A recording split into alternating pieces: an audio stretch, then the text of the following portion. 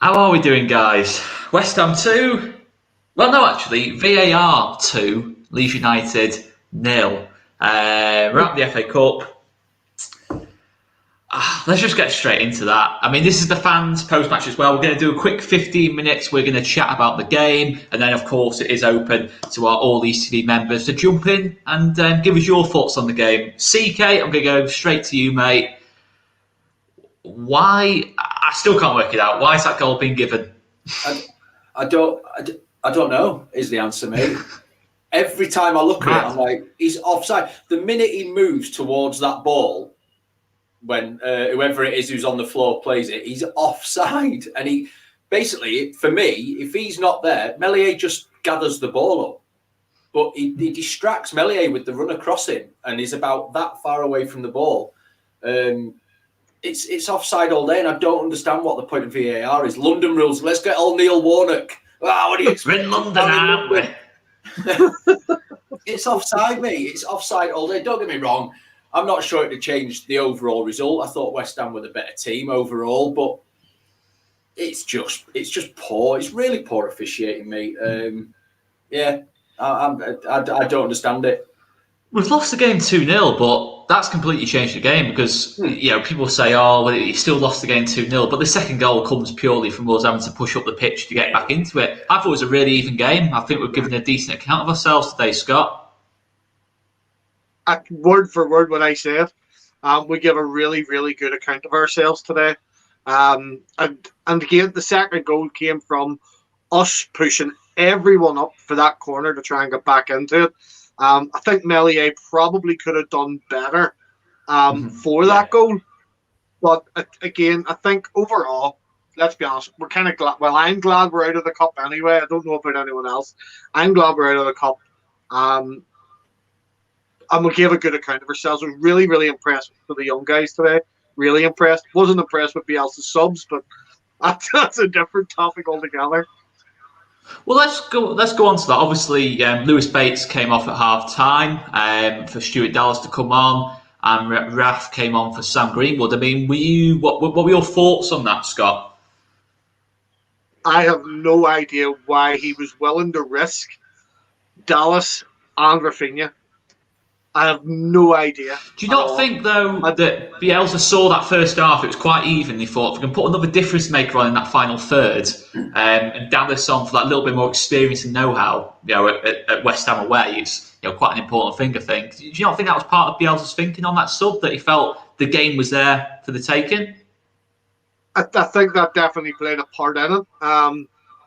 Had we have not been playing so well, he might not have brought them on. He might have just went straight to bringing in, Somerville and Cody Drama. But again, for me, I'm still going, yes, he might have seen the game was there for the taking, but I think he should have been thinking more ahead of next week and the week after. We've got enough injuries in our plate. And for me personally, I think there was too many first choice players played today. Again, we didn't pick up too many more injuries today, I don't think. Really? But not too many, only two more into the injury list. Obviously, Rente suspended, I believe, Chris, for the West Ham game. So it's not ideal, Scott. I mean, we've lost 2 out of our back 4 today. I wouldn't say that's an ideal scenario, to be honest. No.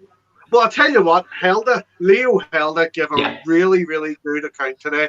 And the one thing I picked up on was some of the senior players seemed very confident and comfortable around him as well. So, and it takes a lot for those young guys to come straight in and get that confidence from the senior players.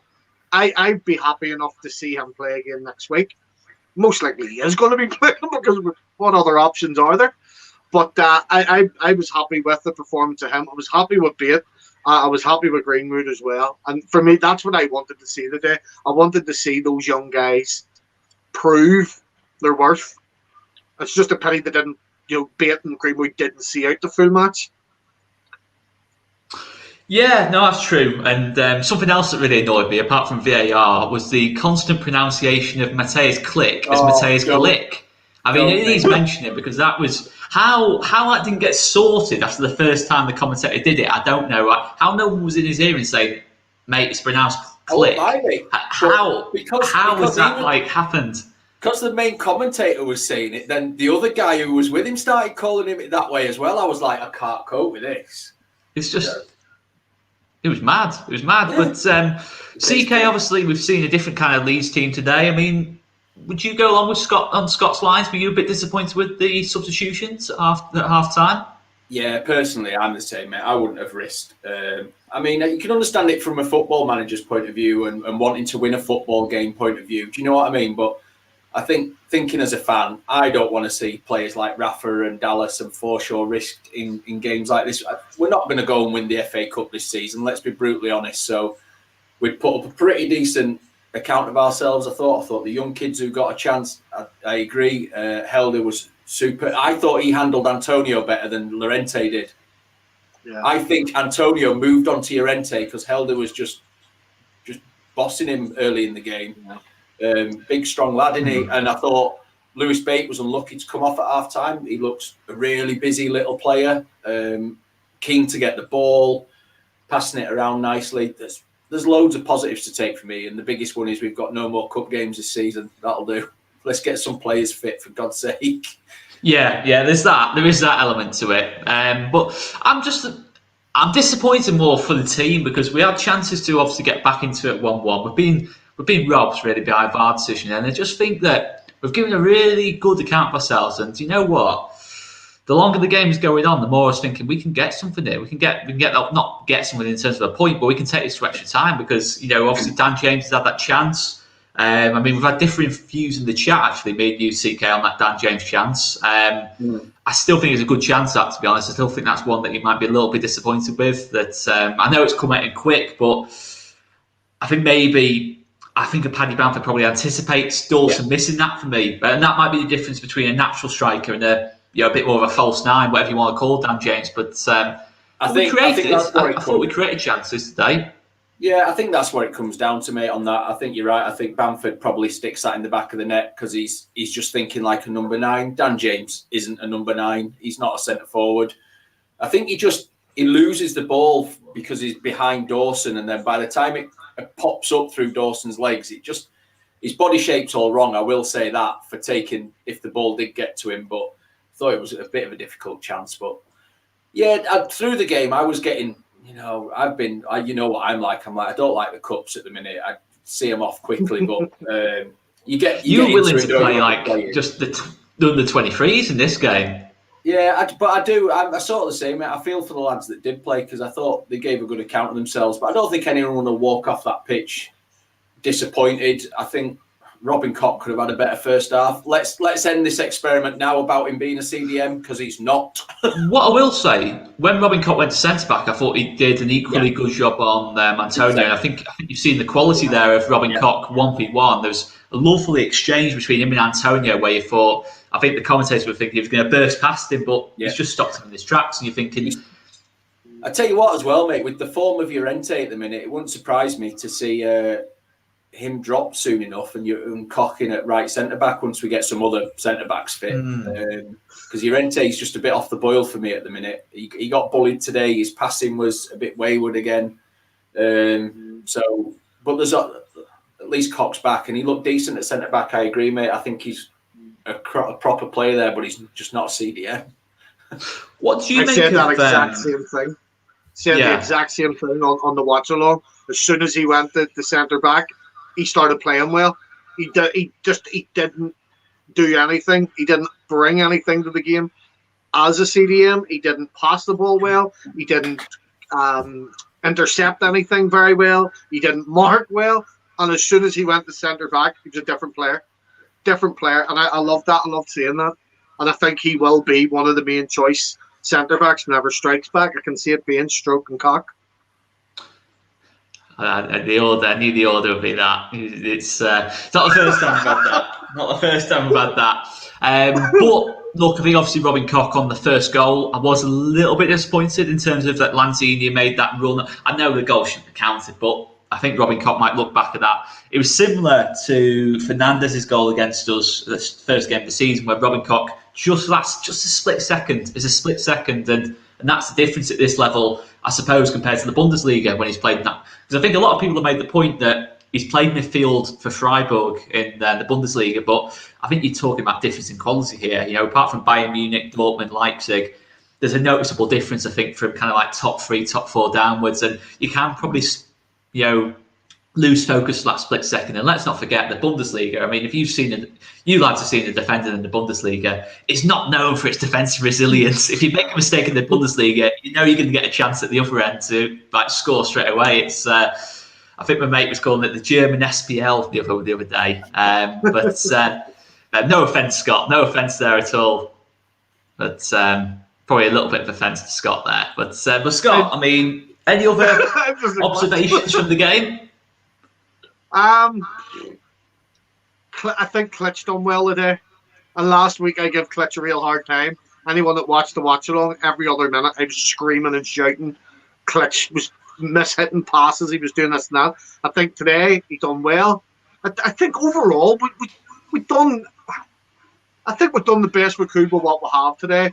We didn't leave disappointed. I think a lot of us, even I had said before the match, if we lose but put in a good performance, I'll be happy with that, and I'm happy right now because I think overall we did give a good account of ourselves.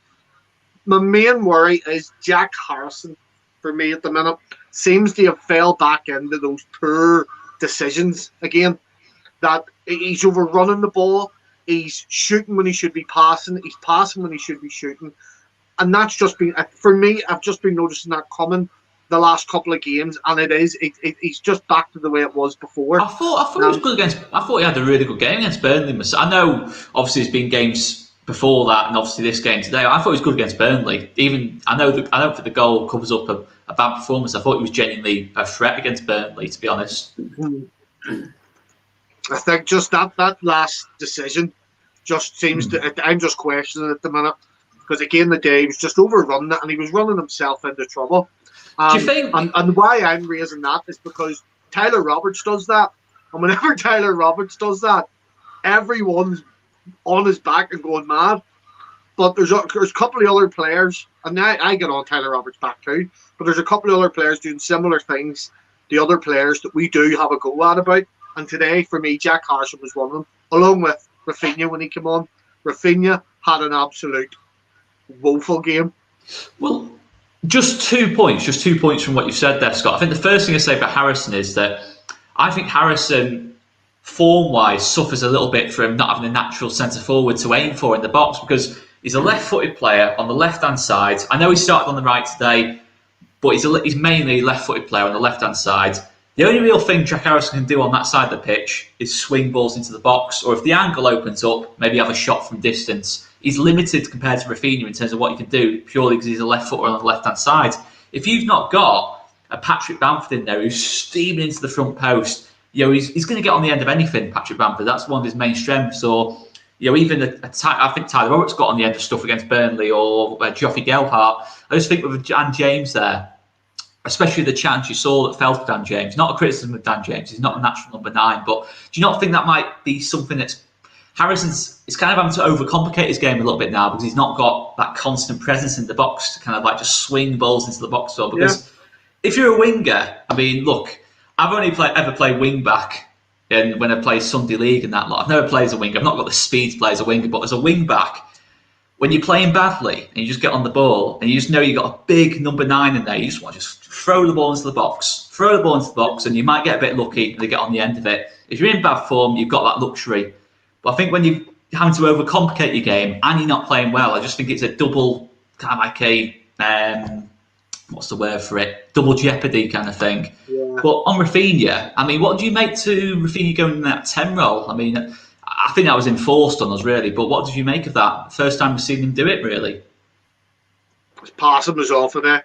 That's when it comes to, he couldn't pick out or deliver the right pass for me today.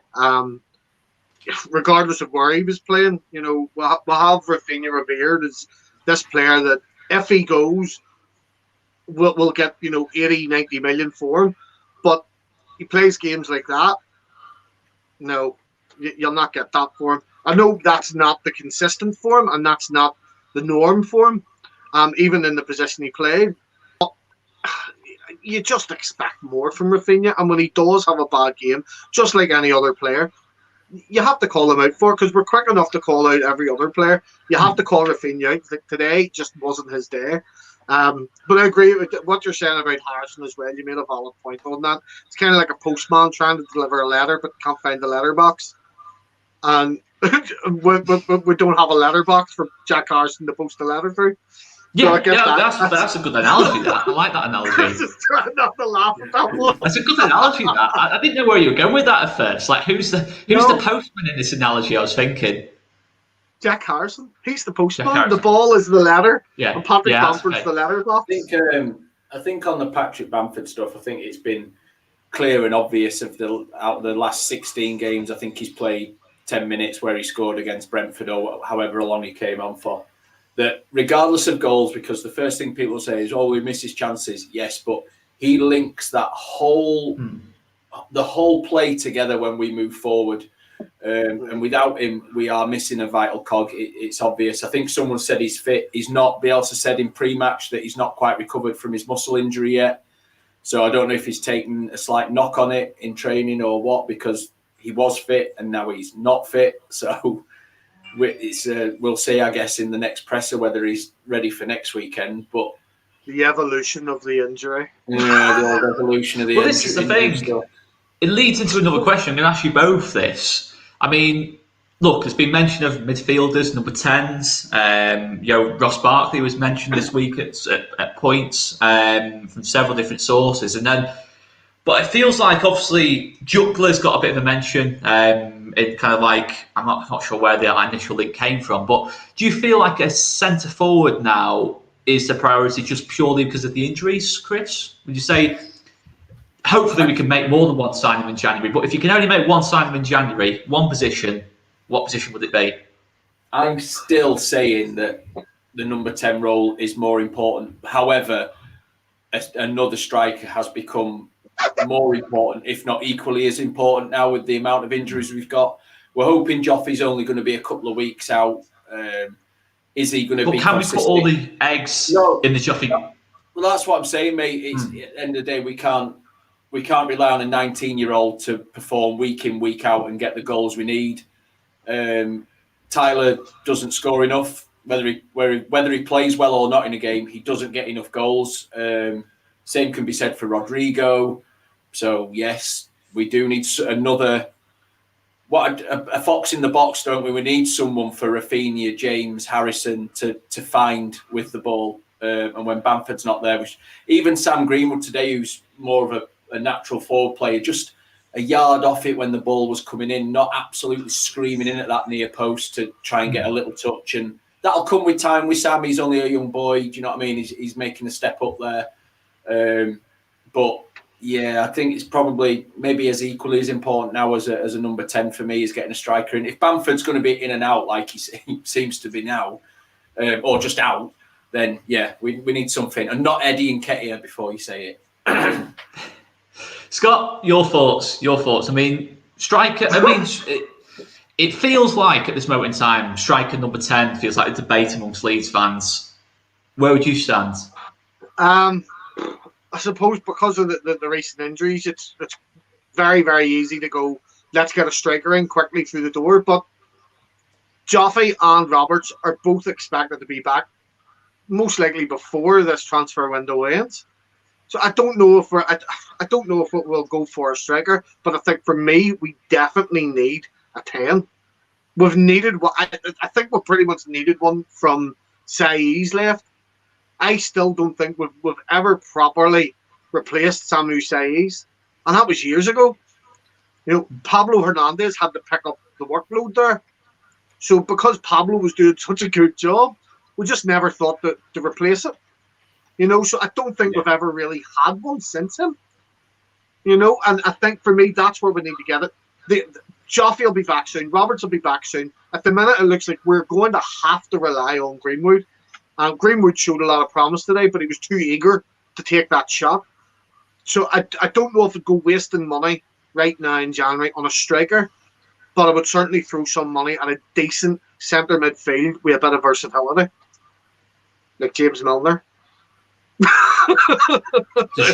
a shout, you know, James Milner. A bit of creativity about Jimmy Milner as well, but interesting one. I don't know, guys. What do you think? We're 20 minutes in. Are we going to let our members in? Yes.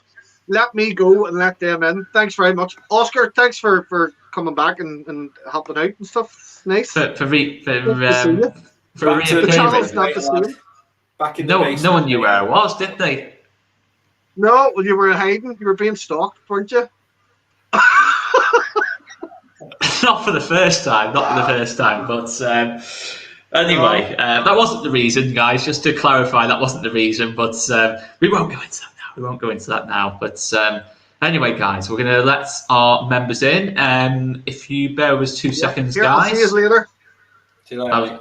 Scott's disappearing now. Scott's disappeared. I was about to make a funny comment about Scott's hat, but I'll ask him to wear it next time so it doesn't go to waste. What about my hat? What about the hat? I haven't gone yet. I'm just leaving. What does that say? Respect. Love, respect, United. Punjabi whites. You get it? All right, yeah. Yeah. That's what it was. Right, okay. Yeah. No, you went from what I was meaning was you went from Father Christmas to what's his name's off Home Alone, the burglars off Home Alone. The Wet Bandits. Wet Bandits. Oh my God, Marv. Follow Punjabi Whites on Twitter, by the way, guys. Follow them on Twitter. Yes. They're best mates with Scott. They're legends. Follow them. Yeah, all pies, aren't we? You always see them on Scott, I'm going to say you do look like the Wet Bandits. You do look. You like Marv from Home Alone. Yeah, thanks. He's fuming at that. I'm glad he came back in. It didn't go to waste. So, guys, on the community page now, I have just put up. In fact, no, I've not yet. Oh, YouTube, man. YouTube is so annoying. If you are on YouTube watching this, then, you know, it's just... Oh, man. Here we go. Right. So, on the community page now is, to members of All Leeds TV, your chance to join the Leeds post-match on All Leeds TV. Chris, just before we get our members on, I mean, any other observations from the game? I mean, let's talk about man of the match. Who would you say? For me, I think Helder's got to be a big contender for it. For me, I thought he was outstanding. Yeah, I was going to say, for me, it's Leo Helder, mate. Taking everything into consideration, you know, first appearance in the first team up against a strong West Ham side and a strong number 9. And I thought he conducted himself brilliantly for the majority of that game. I thought at times he looked the more convincing defender out of him in Llorente, certainly in that first half. I thought he looked really solid. Just, again, the future bodes well, doesn't it? If we can get through this season of pain with all the injuries and everything else and get these kids some more game time, like in the 23s and the odd first team appearance, the future's really bright. I thought he was absolutely fantastic. I thought Lewis Bate just had what I'd call a good game. He was just really solid in there, just really busy. I think a few of us said in the chat, didn't we, very Lewis Cook-like in the way he approaches, the way he plays football, which is nothing but a compliment because I was a massive fan of Lewis Cook at Leeds. Again, he's another player, a bit like obviously Scott mentioned with Saiz. We've not really had a player like Lewis Cook, despite the success we've had since Lewis Cook left the club. We've not really had a player like that, have we? Really, because he's got that bit of all-round game. They're an engine in the middle of the park. I suppose you could say Mateusz Klich, but I'd say Mateusz Klich's a different kind of player to Lewis Cook. But that's probably the closest I can think of. But just someone who's just all-round, box to box, and just has a bit of everything. With maybe goals as well. Who knows? Might be able to add some goals to his games. He got a couple of decent little shots off as well. Did Lewis Bates today. But we have got the legend that is Gamer Guy Ethan. Let's let him in. How are you, mate? You seem happy considering we just got knocked out the cup and lost 2-0. But I actually feel all right as well, Ethan, mate. I mean, what did you feel about today? Do you feel we gave a good account of ourselves? Yeah, we did. We were really good, got hard in that good. We all tell you. I mean, did anyone particularly stand out to you today? Gay. Going. Lewis Bate. Yeah. Yeah. I mean, were you surprised to see him come off at half time? Yeah. Yeah, it was a bit. It was something that surprised me, to be honest. When I saw Dallas's number come up, I was assuming it might have been Robin Koch or maybe Click or just a readjustment. I didn't think it would be Lewis Bates had come off. But do you have a feeling that might have been pre-planned, possibly, Ethan? Chris is shaking his head there. Yeah, it felt a bit pre-planned because no one's going to say Bate had a bad game. Yeah, no, he did. He was really good. What do you make to this, Ethan? This is our man Michael, who is obviously a member of the channel, a very valued member of the channel. Bate, very one-footed, guys. I mean, I don't think that's necessarily a bad thing as such. So's Lionel Messi. So am I. Me too. I don't think it's the end of the world. I think in certain situations, maybe if the ball breaks him on his right foot, maybe, but I don't know. Look, if his strongest foot's his left, I want him to use his stronger foot, but it's one of them, isn't it? It's one of them. But Ethan, did anyone else stand out to you today? Louis Gagawa. He was good today. Who's that? Sorry, mate. Louis. Oh, Leo Helder. Yeah. I mean, there'd be a lot of love for him on his first proper, his debut for Leeds. I mean, he's given a great account of himself, and it feels like it's a decent little future, that isn't it? Cresswell and Helder or Struick, in the next sort of 2 or 3 years, it feels like we're all working towards. But it's good to see. I mean, we are stacked with centre backs. It's just a shame that about 5 or 6 of them are out now, and we're literally down to the 2. But it's a good job. We've obviously signed Helder in the summer kind of window. A bit like Bates, one of those signs that went a little bit under the radar, but came highly rated from Celtic. To be fair, it's worth remembering too. But I certainly didn't expect to see him this season, not because he's a bad player, but just because I thought the complete depth we've got as centre back that he wasn't going to get a chance. But Ethan, I think we've been really hard done to today. I don't think there was anything between the two teams. I thought it was a game that deserved probably extra time, to be honest. Yeah. I mean, I go into that game, the league game, with a lot more confidence than maybe what I would have done at the start today. I mean, I've not seen anything. West Ham played quite a strong team. I know obviously Ben Rama will probably come in. Other than that, it's probably going to be he's a yeah, of course. Sorry, of course he is. So it's going to be pretty much the same team, isn't it? So I mean, we're going to have Rafinha from the off, hopefully Patrick Bamford. I don't feel too bothered by him, to be honest. No, I think we've seen enough there as well today to be a bit more. I mean, don't get me wrong, sat here now, I'd snap your arm off for a draw now. But I just think the lads who haven't walked off there today any less confident about next week, going, "Oh my God, we're on to get another tan in here." I think there's a lot of positives to be taken out of it, and if Leo Helder has to play again, I'm happy with that. After what I've seen today, I thought he bossed it. Yeah. I think he'll have to play, won't he? I think it will have to be Koch and Helder. I mean, I would literally not even allow him to train this week, just to avoid the risk of picking up an injury as well. I wouldn't even allow him to train. Just train on your own. Just gym exercises, running rounds. Just do not touch a football until next Saturday. Next Sunday would be my instruction, to be fair. But Ethan, I mean, talk to me about the VAR then. What a load of nonsense that is now. He took a goal. It's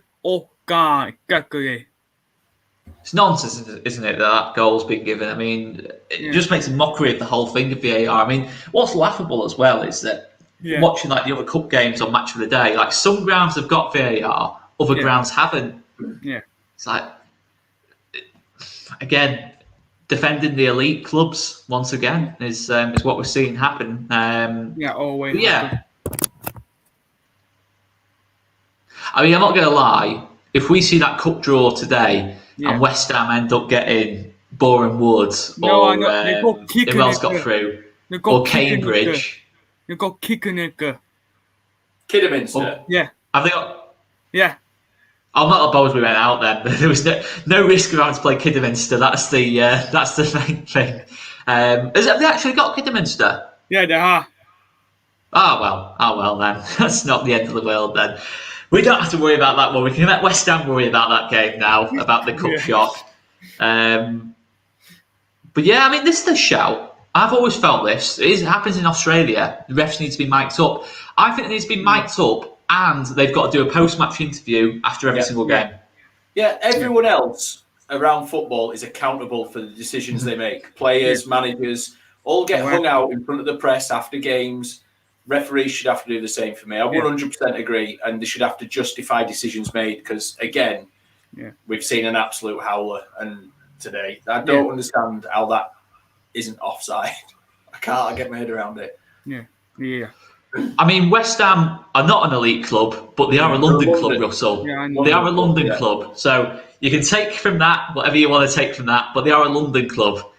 As Neil Warnock would say, that's the difference. We're in London, aren't we? Aren't we?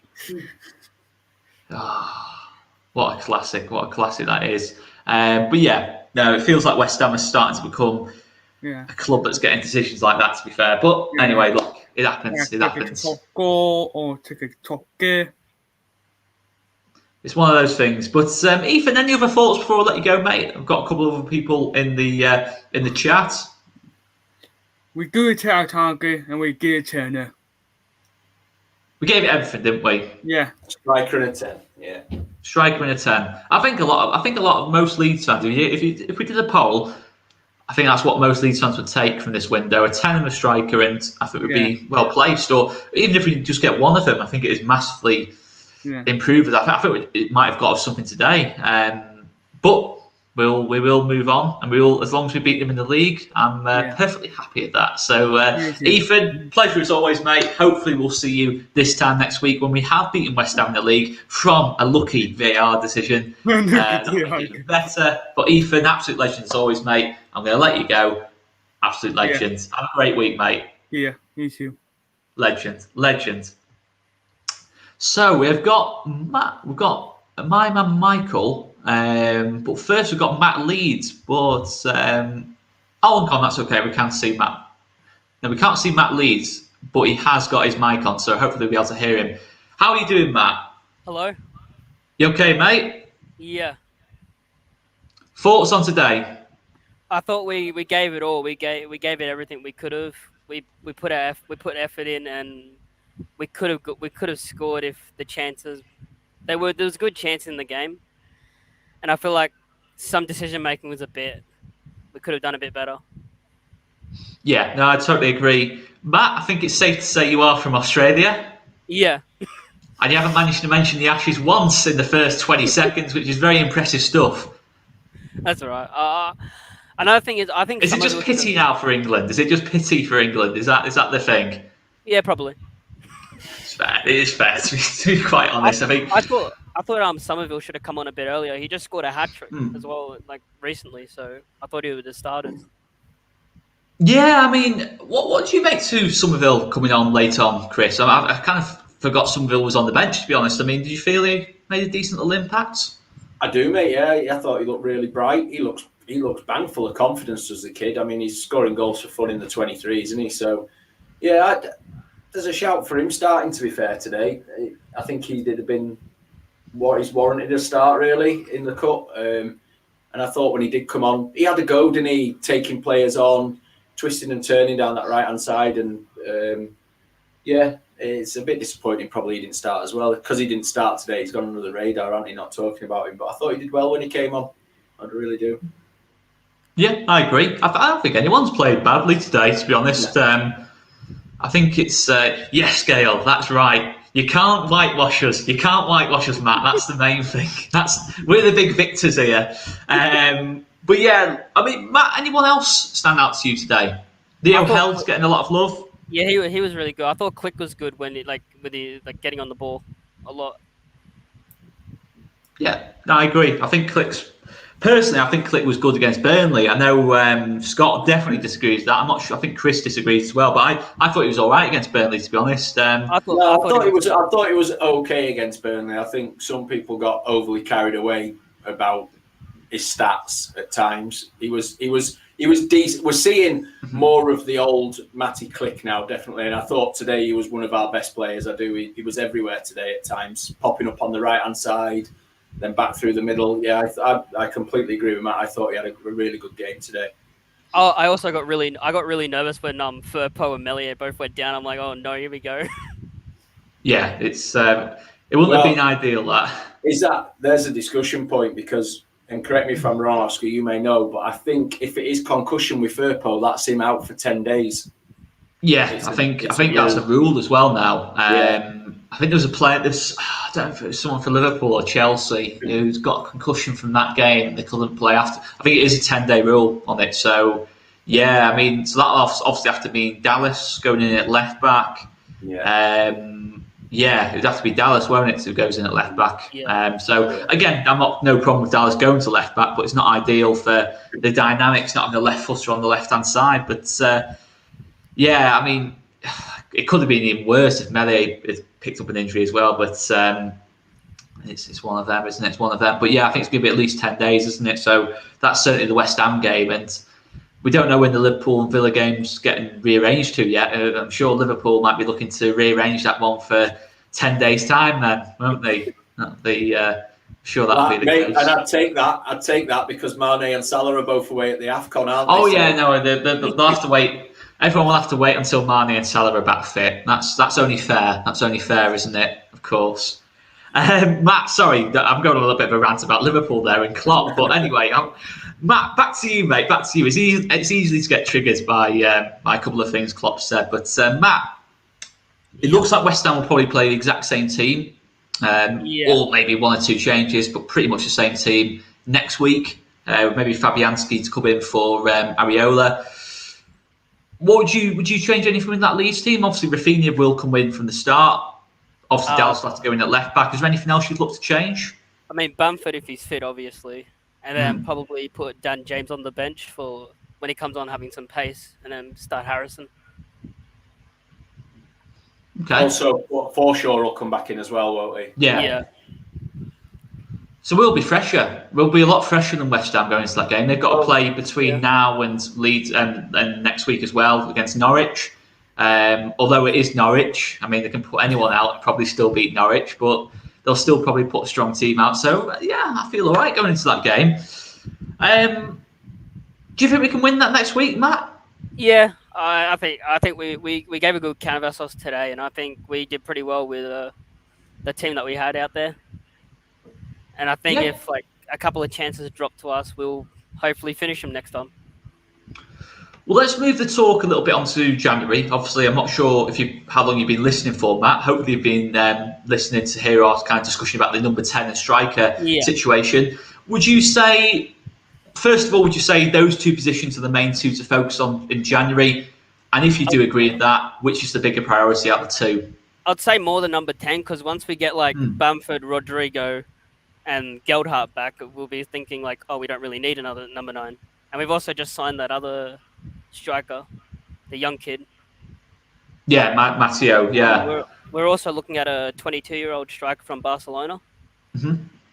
So 𝐾𝐎𝐓, yeah. I mean, if we can get that one over the line, again, obviously a lot of differing reports I've read on in terms of 𝐾𝐎𝐓. But would you not say, the only argument I'd have, Matt, is in terms of obviously Bamford's, we've kind of been relying on Bamford coming back for quite a while now. He has come back. He's made a big impact when he has come back, but he's still not quite able to put the run of games together. Does that not concern you at all? It does, but if he can get like just a couple of games where he just doesn't get injured, then we should be good. I feel like he'll have one big injury, and then he'll come back. Not another big injury. No, I mean like after this one. We've had enough bad luck. Yeah, he never seems to get niggles, does he, Bamford? He gets one big injury every couple of years. That the full on when it happens. Yeah. It's none of this missing one game rubbish. Yeah. Miss 10 at a time instead.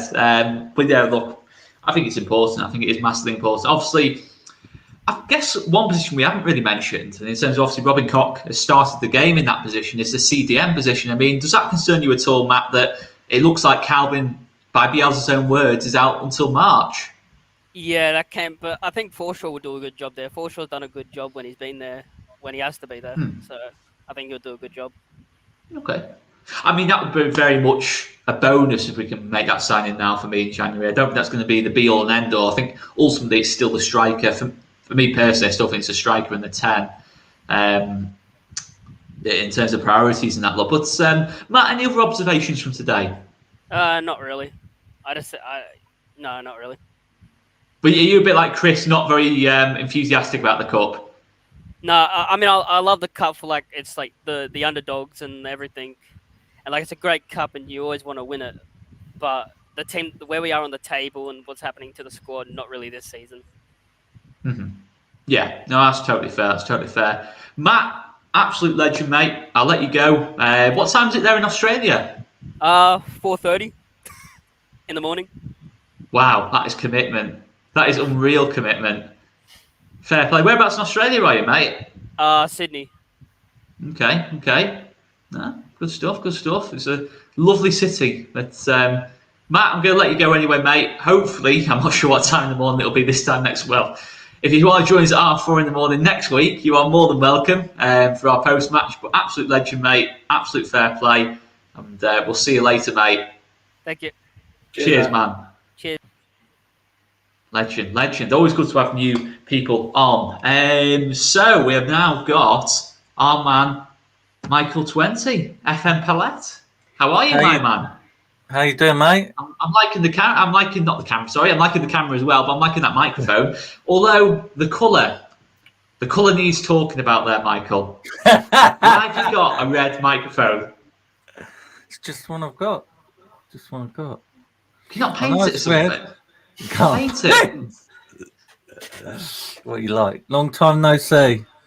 Long time no see, mate. Thoughts on today? You've been very enthusiastic about Click in the comments. I have to agree. I think Click's had a good game today. Yeah.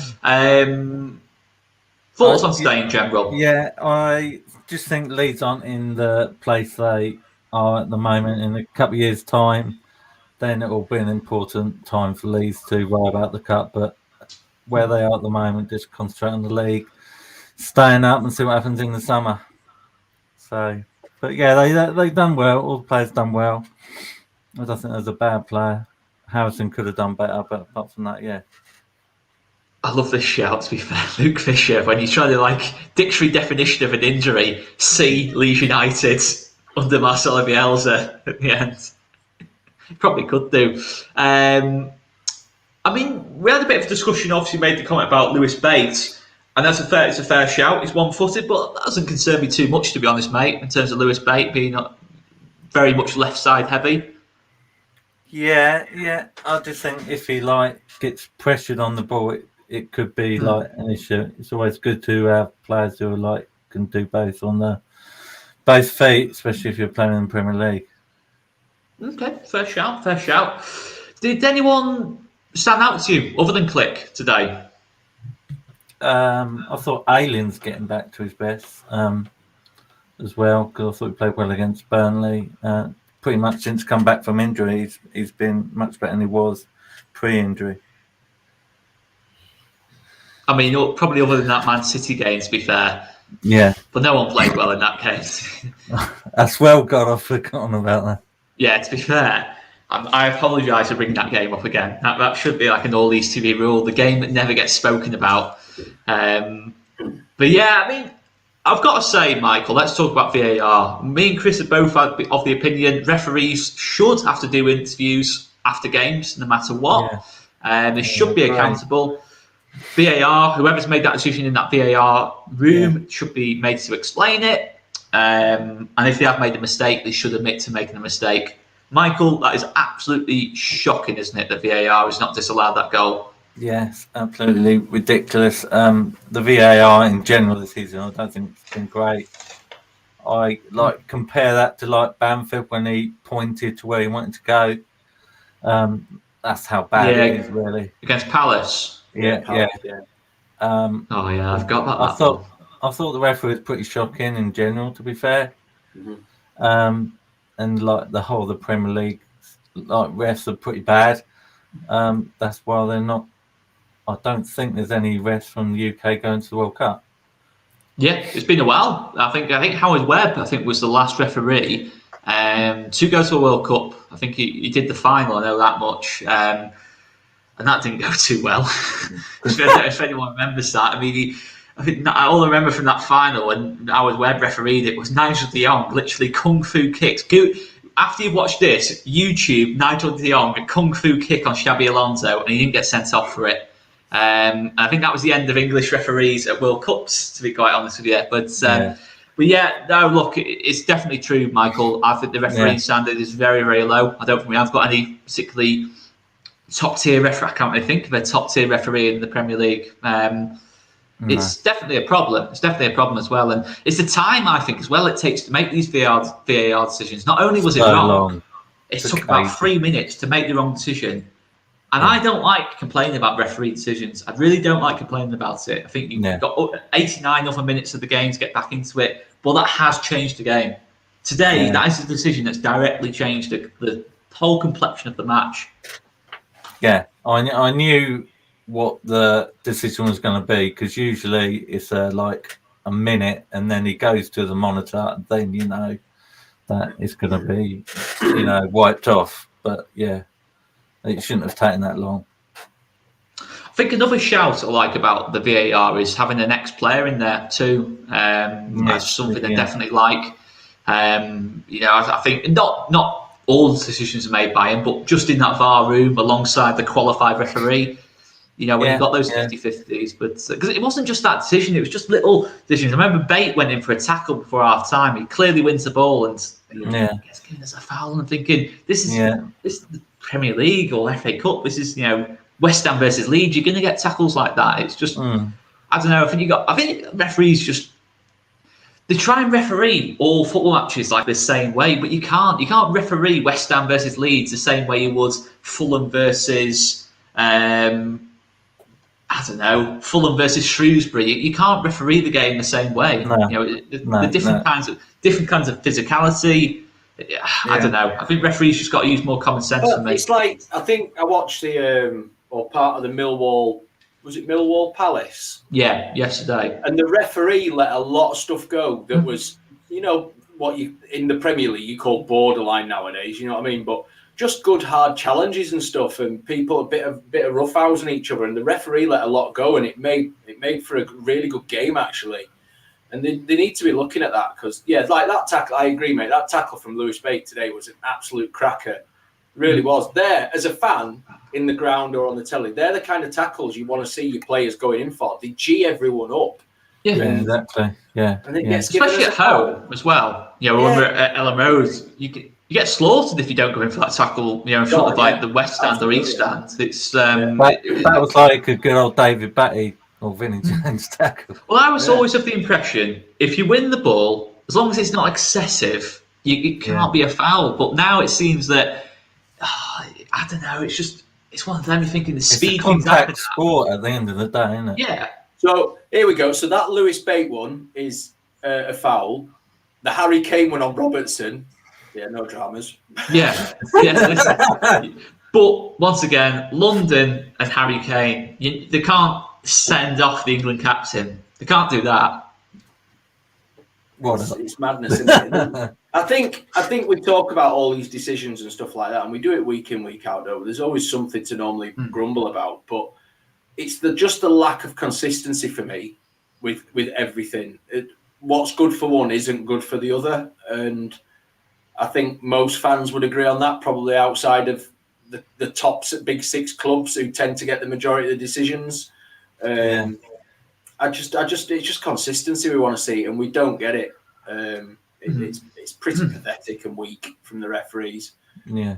Definitely. No, it definitely is. And Michael, let's go on to a bit about the transfer window. I'm sure you've been listening to our chat. I think we've all kind of had this discussion. It sounds like the number 10 striker they're kind of the positions that are getting the most kind of like names linked and that lot. When you go on Twitter, and I know Twitter's not a great source of it's not really a good source of information at all. It's a terrible source of information, but they are the positions that get linked the most, kind of thing.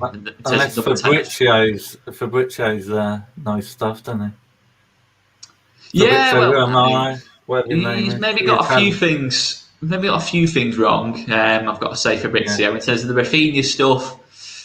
He backtracked on that a little bit. He did backtrack. Yeah. There was a bit backtracking there. I think all of a sudden it went from Bayern's interest is serious to Bayern haven't got any interest. Interesting stuff. But yeah. But yeah, no, I agree. Fabrizio is certainly a better source than like other people on Twitter. I'll say that much. But number 10, strikers getting mentioned a lot. What would be the priority out of those two positions? And are they the two positions that we should be targeting? Yeah, I would like to see John Sifton, definitely. Okay. He's a decent. I watch him quite a lot in the Championship, and he just like drifts about. He like roams about. He's not just like behind the front two. He runs about all everywhere. I think that is like the closest there is within our value in the Jan transfer window to Saiz, I think. Okay. And in terms of striker, is a striker important to you? Yeah, I think we do. I think Bamford's got a niggling injury. What's going to keep coming back? I think. So I think we do need a striker. Whether it's that guy from Barcelona, I don't know, because he has been playing as well, hasn't he? So. Yeah, he played last night. Do you think we'll buy one and loan the other? So whichever way round it ends up working. So if we buy a number 10, do we then just loan a striker for 6 months with potentially an option? Yeah, I prefer the striker to loan as a preference. Yeah. I'd agree, striker to loan, because we don't know Patrick Bamford's situation. The thing is, we could decide that Bamford comes back in. Bamford could come back in against West Ham, perfectly feasible. Scores 2 against West Ham, scores 2 against Newcastle, scores 2 in the game, but just before the window closes. February the 1st, picks up an injury. You know what I mean? That's the risk. But if you get a loan in, at least you've got someone as backup. Yeah, that's the Leeds way. That's the thing. That's me thinking January. I just don't like the January window. I really just don't. It really makes me nervous because it's a horrible window to get things right in. Yeah. Apparently, 𝐘𝐿 is signed for Cardiff. Again, though, 𝐘𝐿 last week was supposedly signed for Forest, on the 2nd of January. But have you heard anything about that, Chris? No, nothing. I've literally just heard from Fabrizio about 2 minutes ago. What, on loan? On loan, yeah. Yeah, on loan, yeah. Might be a worthwhile loan. Yeah, I don't think that's a bad move, personally, as long as he's going to get minutes. I think out of all the young kids coming through, I think Cody, who are getting first team minutes now, I think Cody is the one who looks furthest away from being ready for the first team. And that's not me digging him out in any way. He's a great player. He's been wicked in the 23s. I just think from Championship football for 6 months, regular football will do him the world of good, and he'll come back more confident and more ready for Premier League football. So I think that's a decent... Obviously worrying with how stretched our squad is, but we've got Dallas who can play at right back. We've obviously got Ayling back fit now. So I think that's a good... And there's just chuck a clause in there that we can recall him at any point, and I think it's a good move for him. Yeah, I totally agree. Yeah. Michael, what about Somerville, Chris? Do you think Somerville will go at all? I hope not. I think he's closer to be having potentially a real impact for this team, especially if Rafa picked up an injury where he's going to be out for 4 or 5 games. I think Somerville gives us another real option. I know Dan James can play over there, but I like Dan James down the left, and I also think that Jack Harrison may need a period of games when we've got more players. A bit of time out on the bench, just regather his head. We know he's a confidence player, and he'll come back stronger again, but I think that's not a bad thing, though, is it, Chris? Really? No. Time out at all. No. I think it's a good thing for him, mate. Potentially get a few minutes in the 23s to keep his fitness up. Probably score a few goals, and all of a sudden he's bouncing again, isn't he? So I think keep Somerville around. Yeah, he's got that low one injury of Somerville, gravity, isn't he? So one injury, Somerville's getting game time. To James, Rafinha or Harrison. chances are, for any team, one of those will probably pick up an injury, maybe a little injury at some point between now and May. I think Redrame is going to have to take Ayling getting injured, Dallas getting injured, Shackleton getting injured. There's probably a lot of traffic, in front of Drame, as Chris has said there. So I'm happy at that. I think it's kind of Drame's age as well. Just get some football. Cardiff as well. He probably will play every single week. It'd be an interesting experience for him, and see how he gets on. Maybe Sam Greenwood. If we bring a striker in.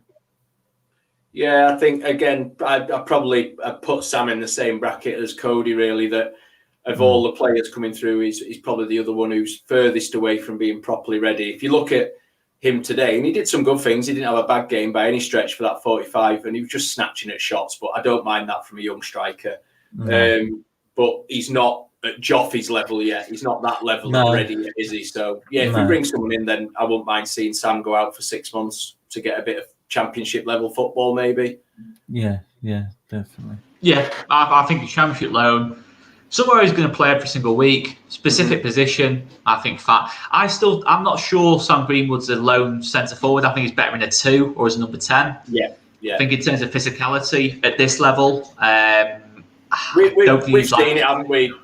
Sam Greenwood's at his best, certainly in the 23s when he's got Joffy in and around him. I think they're absolute dynamite together, the pair of them. Because Joffy is just built like Joffy's in terms of his build is just perfect for. He's just a tank, isn't he? He's so good. Yeah, I'm gutted he missed today because I think he'd have dined out today on that. He's made a difference today, I think. So that's kind of first 20, 30 minutes or so as we're settling into the game. I think he really would have made a difference. But as would Bamford, to be fair. One of those things, isn't it? But some of the other players we're getting linked with like Diaz at Blackburn for like 30 million. He has had a good seat. But I think the thing with Diaz is that I don't think he comes straight into the team at Leeds unless Bamford was injured for a long term. I just don't think he'd go straight in. He's obviously had a really good season at Blackburn. Ever since he's changed his name, really, he's had a really good. He's been in the form of his life, really. I mean, if he was called Ben Brereton, I don't think anyone's paying 30 million for Ben Brereton, to be fair. But Ben Brereton Diaz is a different story. I think sounds cool, doesn't it? Yeah, and I think, sorry, mate, just to change tact a bit, just to answer Russell in the comments, no one's promoting sending these kids out on loan, but you've also got to think of player development from a personal point of view. These kids want minutes and want to progress, and you never know that they might be knocking at the door saying, I actually fancy a 6-month loan and going and playing in front of a crowd at a championship level and getting some minutes. We can't be so selfish from a football club point of view to say, nah, we've got a few injuries at the minute, so tough. I don't want any of them to go. And yes, the squad depth is an issue, but if we want these players to be ready in another season, 18 months, 2 years, they've got to get some game time in them, not just under 23 football. So we've got to think bigger picture as well, rather than just now. I completely see where Russell is coming from. Yeah, I'm just trying a couple of injuries. Yeah, I'm just trying to give the other side of the coin as to why it may still be a good idea for 1 or 2 of them, no more than that, in certain positions to get themselves out. Yeah, I mean, Humpty Dumpty as backup is a unit, to be fair. So I'm not too fussed about that. I can definitely still shove Humpty up top. To be fair, absolute unit. Wins headers all day long. Cracks though under pressure, doesn't he? That's the problem. Oh. Anyway. Michael, any other thoughts on Leeds United at this moment in time? Hopefully get Rafinha, Forshaw and Phillips to their contracts. Sorry, Matt, I didn't quite catch that. Phillips, Forshaw and Rafinha to their contracts, getting tied down. Yeah, that's something else. Yeah. Certainly Rafinha and Phillips and Ford. Well, I think certainly Rafinha and Phillips are the ones. Yeah, I think the Forshaw one's going to be pretty simple. I think he's going to want to repay the club for looking after him for the 2 years that he's been out. So, and it sounds like negotiations are now underway. So I don't think that'll be a difficult one to tie up. let's, like you say, let's hope the KP ones and the KP one and Rafa one are done. It doesn't mean that one of them doesn't leave then, but it ups the market value and makes it tougher for them to get out the door, doesn't it? Someone's got to come with serious money then when you're tying them down to another 3-4 years. So, I wouldn't be surprised, Chris, if there's a clause of like 100 million, like Grealish was. Yeah, I see a Grealish clause, certainly going into Rafa's, probably both. Yeah. If the right money comes in and it's a Champions League team, I think that was Grealish's one. If Champions League team comes in with X amount, then Villa will let him go. And I probably see similar clauses. I think you're right, mate. Yeah. No, 100%. And it's one of them. I think obviously we're coming up to quite a big next couple of weeks. If we can get someone at West Ham next week, it's a big bonus. And obviously then we've got Newcastle, the rearranged games, a bit of a break as well. I think we've got about a 20-day break between games or something. Might be 18 days actually, but yeah, it's an interesting one, isn't it, Michael? I mean, in terms of your confidence for the rest of the season, is it better, worse, or about the same after today? I think it's a bit better because the squad is like at least giving it a go, aren't they? So I'm confident that we can beat Newcastle. I think certainly it's not worse, is it? I don't think it get worse after today. Apart from maybe losing two back four. I think up to the last few games for a lot of the season, we've been asking where that sort of fight and endeavour had gone, and that drive that Bielsa has his players have, and I think we've seen that back in the last few games. And we've always said we're never going to win every game, but as long as we see that effort and endeavour and a bit of Bielsa ball at play, then we know the results will come. And I think I'm in that headspace now. I think we're seeing enough now from a weakened team to think, do you know what? I think we'll be okay. Yeah. No, I totally agree. Well, guys, we're coming on to the hour mark. Michael, let us know where can we find you, mate? Where can we find you? FM Pallet on YouTube, FM Pallet on Twitter, FM Pallet on Instagram. Check it out, guys. FM Pallet, Football Manager, content. How are you getting on with things at the minute, Michael, in terms of on who are you managing at the minute? RB Salzburg, and I'm on 528 subs, so it's all going well. Decent. You hit the 500 mark, absolutely buzzing for you. Next stop, 1K. Yeah, hopefully. Let's get Michael to 1K. Hit that subscribe button. Search up FM Pallet and hit that subscribe button. Absolute legend of a man. Michael, I'm going to let you go. Although next week, Chris, when we have you on next week, I won't. Red mic's annoying me. That red mic's annoying me a bit. I'll get it sorted for you. Don't spend money. Just cover it up or something. Cover the red bit up. I feel awful if you buy like a whole new mic system, but put your Leeds shirt over the red bit or something. I don't know. I'll sort something, mate. Yeah. We're only messing, mate. We're only messing. Michael, absolute legend as always, mate. I'm going to let you go. Have a great week, man. See you later, mate. See you later, mate.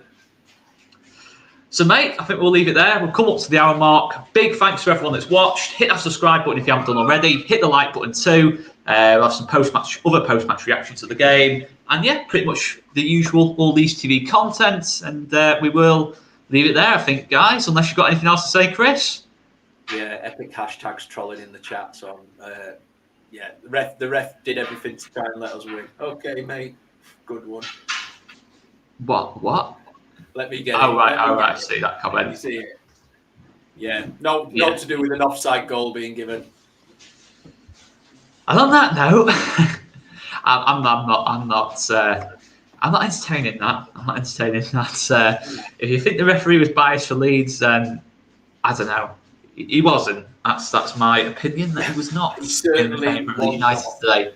I think it's fair to say he wasn't. But guys, we'll leave it there anyway. I'm going to end the broadcast. Big thanks for watching, guys. Hit that like button and subscribe if you haven't done already. See you later, guys.